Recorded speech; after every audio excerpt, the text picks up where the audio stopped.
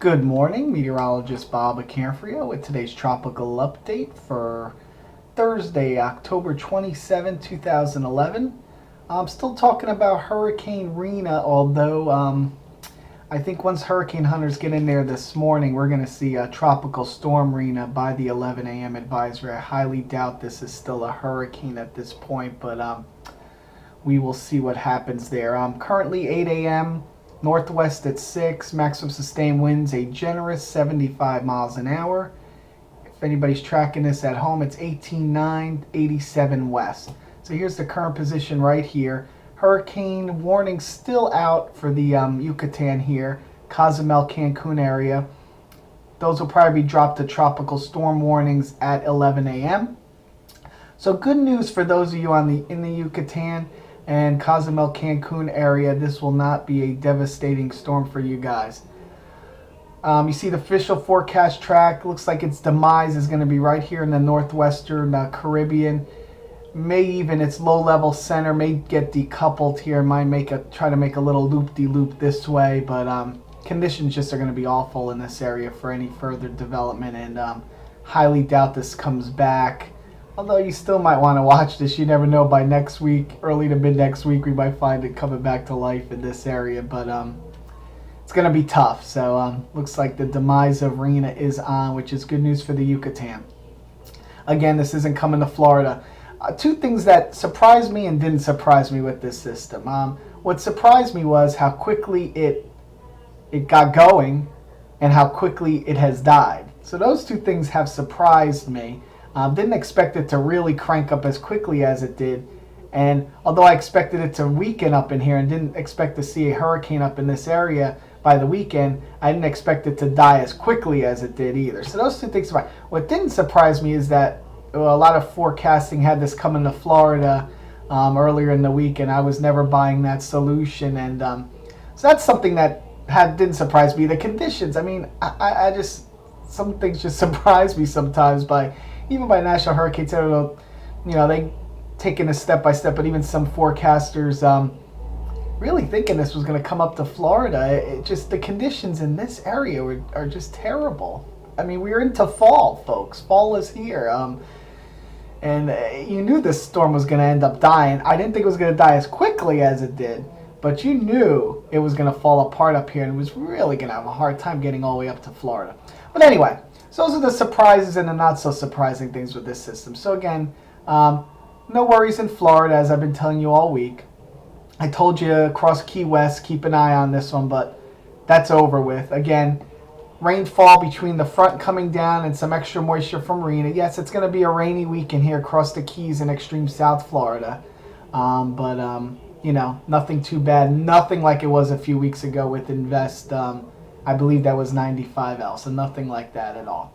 Okay, satellite loop this morning, and you could see, boy, what a difference a day makes, huh? Or even what a difference 48 hours makes. This isn't the same system at all.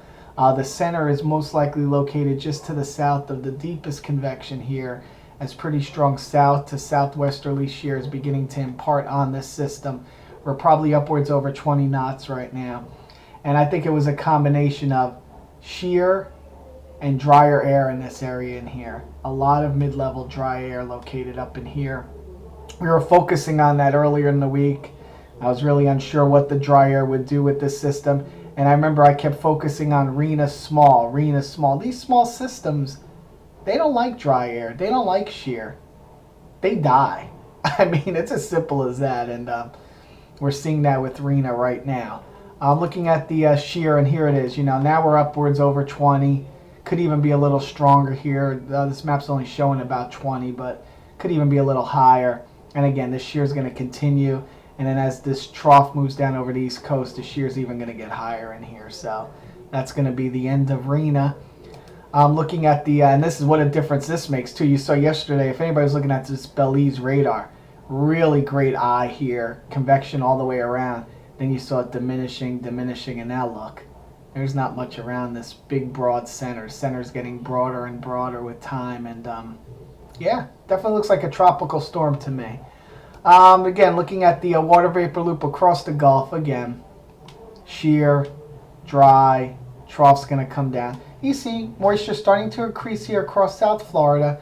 Could get some rainfall across this area beginning tomorrow. So Friday and Saturday are probably going to be your rainiest days. Although there are some model differences right now. GFS clears it out here. So by Sunday, Monday, it's already getting better. The Euro kind of hangs the front here across South Florida and keeps it more rainy. Is that a word? More rainy? Rainier across this area. So some model differences there, whether your back end of this weekend might get a little better or not. But again, nothing. It's going to put a little damper on your plans down here, but nothing to really kill your plans. So, and again, moisture is going to really have a hard time getting all the way up to Central Florida. It's going to be more due to the front coming down. You know, maybe we'll squeeze a half an inch of precip across Central Florida with this event. And yeah, and speaking of precip, here's the HPCs. This is the 5-day total.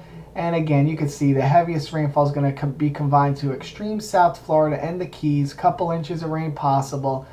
And again, maybe a half an inch to 3/4 in this area. I doubt we're going to see anything over an inch here across Central Florida with this event. It's going to be more with the front coming down. Again, just want to look at the models. I'm not going to go through all of them, but most of the models have it sitting down here. You know, will it be intact long enough to maybe even do a little loop-de-loop?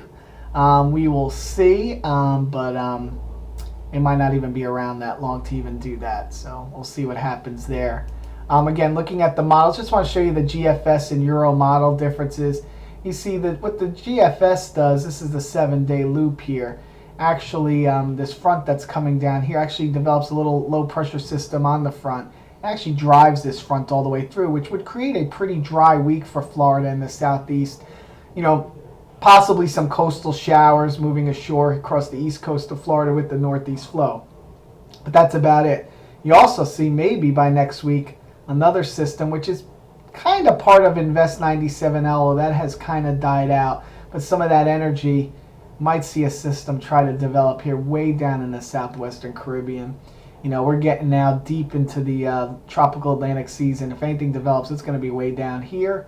And that's a possibility towards the middle to the end of next week. We'll be watching. Maybe we could squeeze out one more named storm before the season finally closes up. And then the Euro model, you're going to see the differences here. Once we run this into motion, you see a weakening Rina, and then kind of hangs this front across Florida, and then by next weekend develops another area of low pressure in the southeast. So it doesn't really clear this front all the way out. So again, model differences there. I would tend, GFS has been performing a little better. I would tend to definitely side with the GFS with a more drier Florida for the week, but we'll see what happens. And again, the Euro does have a system trying to develop again in the southwestern Caribbean by the end of next week, so we'll watch for that. That's it for my update today. Follow me on Facebook. It's Robert, ACANFRIO. And of course, it's weatherbunker.com for all your latest weather and sports and all kinds of good blogs on weatherbunker.com. Have a good day.